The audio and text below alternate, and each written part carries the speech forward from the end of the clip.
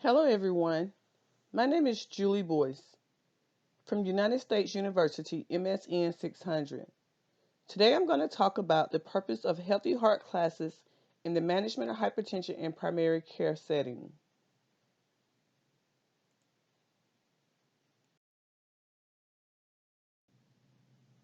Before I get into this PowerPoint a little deeper, I wanted to give a little background history of the reason why I chose the capstone project, this particular one. Hypertension is a hazard factor for fatal and non-fatal cardiovascular events. Non-adherence to medication compliance with hypertension medication may result in a heart attack, stroke, congestive heart failure, hypertensive crisis, or death. And also, a person may end up on dialysis for kidney failure. This condition causes problems for one of every four American grown-ups, and sufficient control of hypertension, there's a great need. The guidelines in a nutshell state that normal blood pressure is under 120/80, whereas before normal was under 140/90. I felt like this particular capstone will bring attention to providers who's treating people with high blood pressure. I have worked with a variety of patients, and many of them has simply just stopped taking their medicines.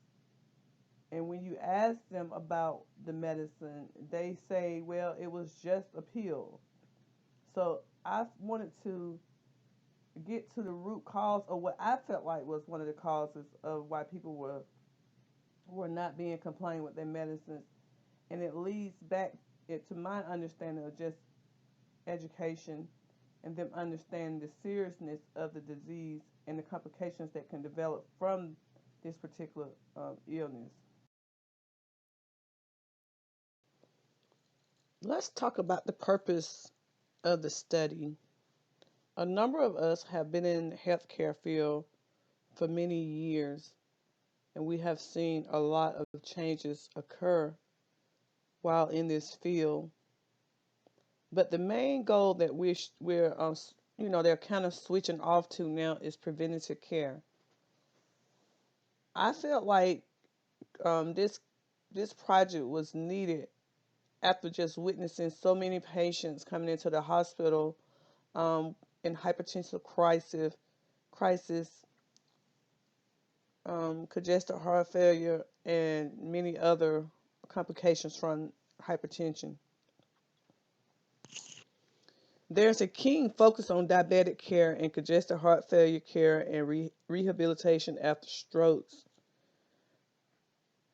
Evidence-based practice interventions are treatments that have been proven effective through outcomes. To encourage outpatient medical facilities to create a strategy in the primary care settings that will promote health awareness in patients living with hypertension is one of the main focus. Patients need to be aware of their conditions and understand that hypertension is a serious condition. It is not something that will go away. It is not something that you can cure. But lifestyle changes can promote a better outcome while living with hypertension. And the purpose of this study was to create classes that would benefit the patients as well as the medical staff team, get them involved with each other and collaborating with the patients. In creating this capstone, I wanted to find a theoretical model that would kind of line up with what I wanted to do. Dorothea Orn, between 1959 and 2001, developed the self-care deficit nursing theory. She felt like patients, if given the proper equipment, could be self-independent in providing care for themselves. Not only did she feel that the patients could take care of themselves, but if the nurses, a medical staff was equipped with the proper information, then they could otherwise advise the patients on and family on proper caring for the patients. I felt like this theoretical model was feasible for this capstone, seeing that I want to establish um, the classes in the primary setting for each patient that is dealing with hypertension.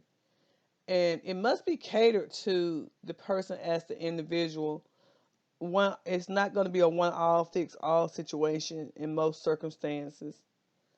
Orange SCDNT allows for qualitative research on the number of people who may be affected by the problem. It also provides qualitative research results by promoting the use of conceptual and descriptive methods from previous studies. So we would take this model and kind of use it for a guideline on what we want to achieve with our patients and with the staff.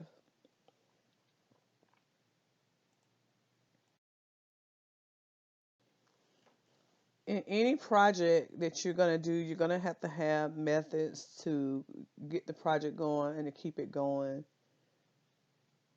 The common statistic is allows you to compare groups before and after the project begins and after it ends to see if there's an improvement.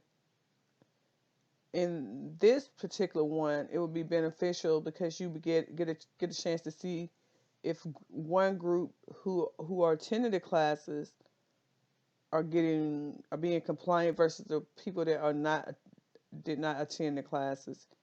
Each group will still be taught about their blood pressure, but we wanted to see if we had a class in the primary setting with patients um, be more compliant and not and reluctant to stop their treatment. Collection tools for the upcoming project would be iPad, and you can use whatever you want. Some people tend to write things down. Some people tend to um, do surveys. But I felt like the iPad would be beneficial. It's small. You can carry it with you, and it can be um, real live. You know, you can upload it in in real time. Um, and then you can also make it a secure. You can put it under a secure lock when no one can go in and get the information out because we want to make sure we do protect people information. Having a plan assesses the cost, recognize proof of what sort of information will yield precise, substantial, and essential and reliable data. We want to make sure that we have a plan in place so the project stays on task, on time, and the information that we're providing is up to date and reliable. We'll make sure we have an up to date um, database so once we start to calculate the numbers, it can flow over into a proper chart so people can really see if the project is taking off, is the project at a standstill, are patients improving, or patients getting worse. So the methods should be taken into consideration when setting up any project. The interventions that I propose is to create a system-wide program in the primary care setting to assist all that are involved in addressing non-compliance and other complications associated with hypertension. Now, this does not give the right to ignore other conditions, but I just wanted to focus on hypertension at this moment. Allow classes to be given in the home or office because we want to try to make these classes convenient for everyone. Also, when creating the classes, try to keep it down, so it's not hours and hours of training. Sometimes you may have to put the classes in three sections. Some people learn quicker, some people learn requires more time.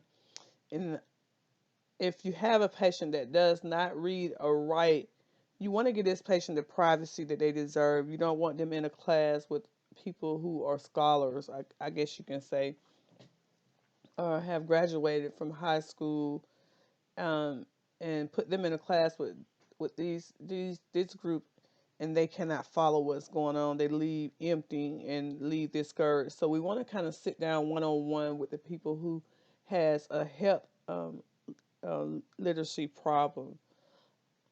Um, to encourage providers to use the JNC8 guidelines for treating hypertension for different populations. Make sure they're aware that the hypertension guidelines have changed and there are recommendations that can help control the patient's blood pressure. We may have some people may be on three three different medicines, but two of those medicines can be given in one pill, which will, encourage more compliance. Some people just don't like to take a whole lot of medicine, so just understanding that you can do a combination pill would be beneficial for the patients also.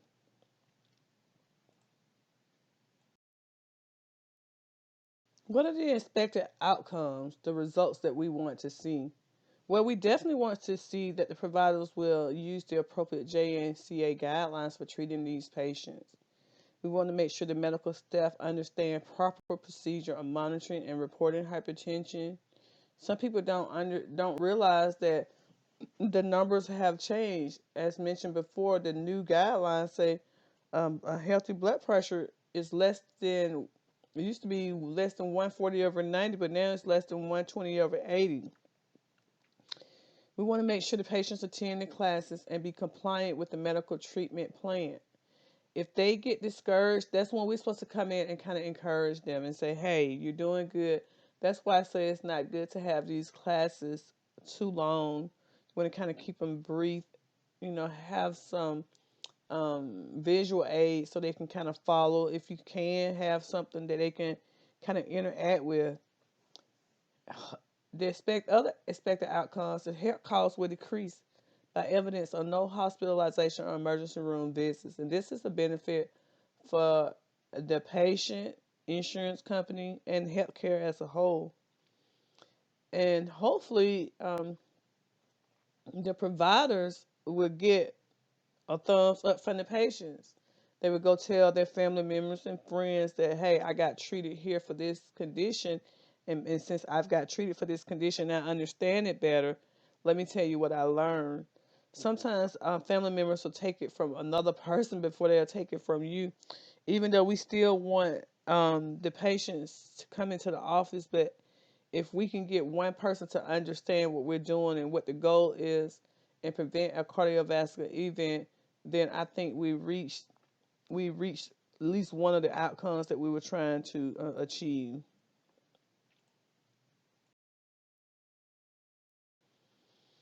What do we anticipate as a conclusion through the overall process of this capstone project?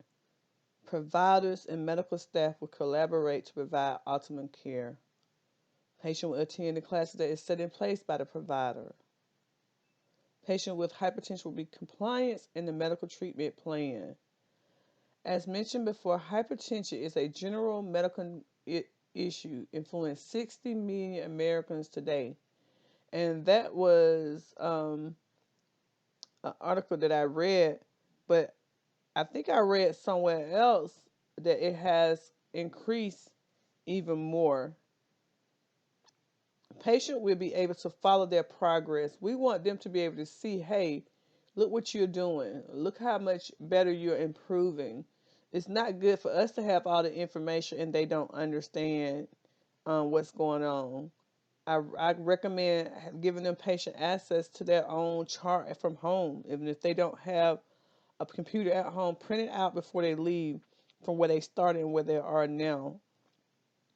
And we want to follow these patients closely, but not overcrowd them, and still give them the freedom that they need to be individuals. Because, as I mentioned from the self-care deficit theory earlier, we want them to be independent in their care.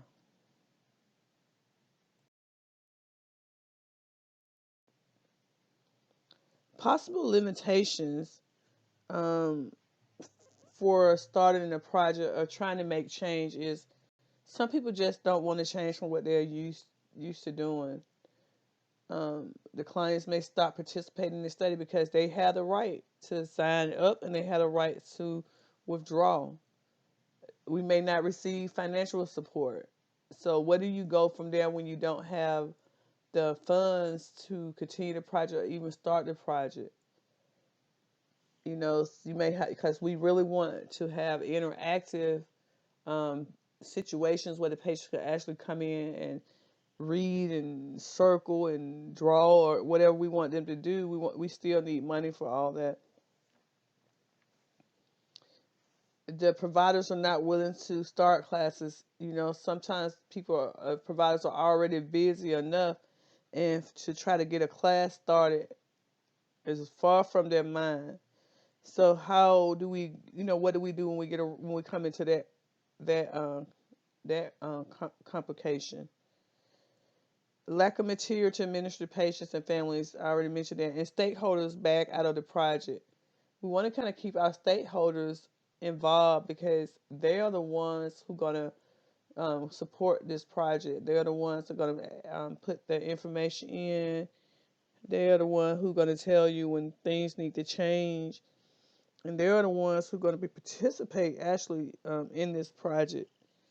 So these are some of the possible limitations that I read, and there are many. There are many more, but this was just a few.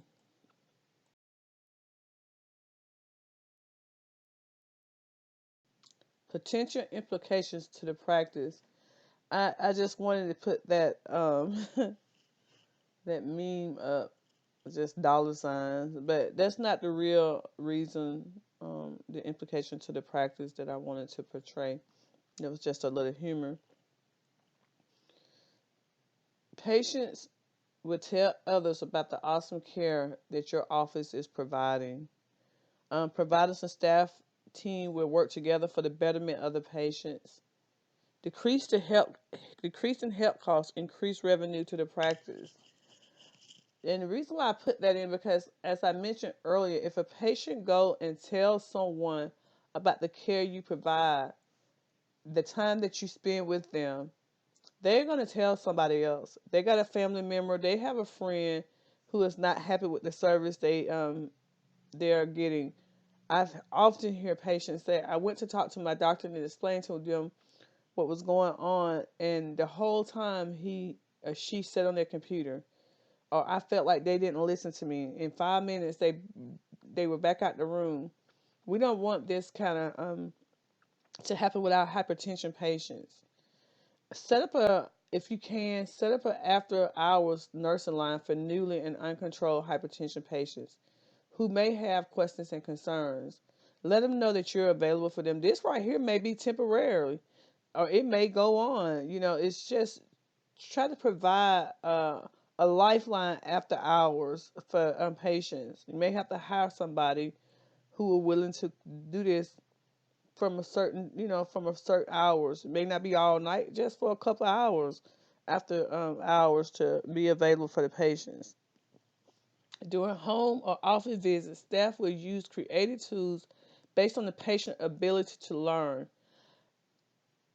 I cannot relay, I cannot say, I cannot ask you more than I can to make sure that the patients who do do not understand that I may have a learning disability, may not read, make sure that they understand that they have a place to and that they can take care of themselves.